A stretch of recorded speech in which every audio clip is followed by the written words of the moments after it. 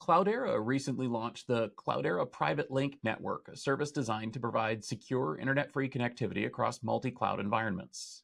This network allows data to travel securely between customer workloads and Cloudera's control plane without traversing the public internet, addressing privacy and regulatory concerns for industries like finance, healthcare, and pharma.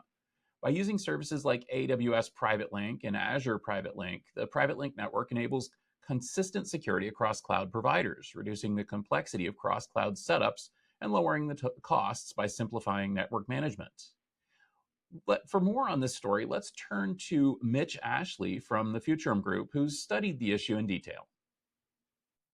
Yeah, interesting news from Cloudera, Stephen, right, regarding their private link network. Now, this is kind of plumbing stuff, right? Because Cloudera is a data intelligence, data lakehouse, data aggregation business. They're not in the network business, but of course, when you're operating in the cloud and you're moving data around, not just within one cloud, but across multiple clouds, then what kind of link are you going over, and is that link secure? And this gives you a way of making sure that as data is being brought in from between AWS and Azure, and I assume someday they'll probably have Google, but for now it's those two clouds.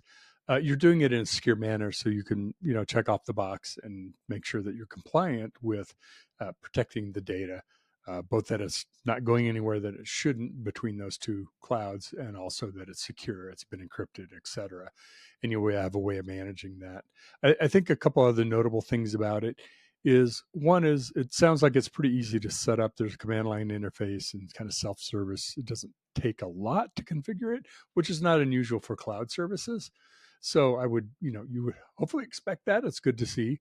Again, especially if the data engineering, the data teams are working with their IT organization to get this provision with their cloud teams. So the lower the friction, the faster folks will implement it. So I would imagine this will help Cloudera in terms of continue to grow business and work with customers in more heavily regulated industries.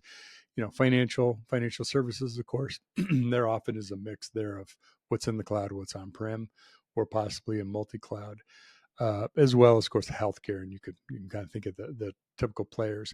I think the other thing that was notable about this to me is so many times companies, enterprises end up in multi-cloud by force, not by choice, because they acquire companies, they acquire subsidiaries, whatever it might be. They're in a different cloud. So suddenly now you've got to secure that intercommunications between clouds. Sort of a heads up, thinking about this seems like a pretty natural service the cloud providers might offer themselves. So I could easily see them becoming competitive.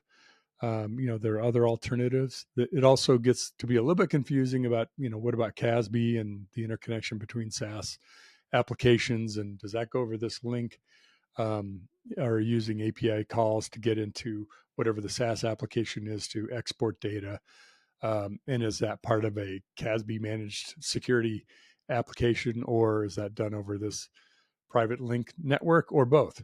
So there may be some crossover, maybe duplication there. We'll have to see. But all in all, makes very much sense why they made this move, and I don't think it drives them too far into the security business and away from their data platform business, which is all good stuff. Back to you. Thanks a lot for that, Mitch. It's great to have your perspective here on the rundown, and I look forward to seeing you again on the TechStrong Gang.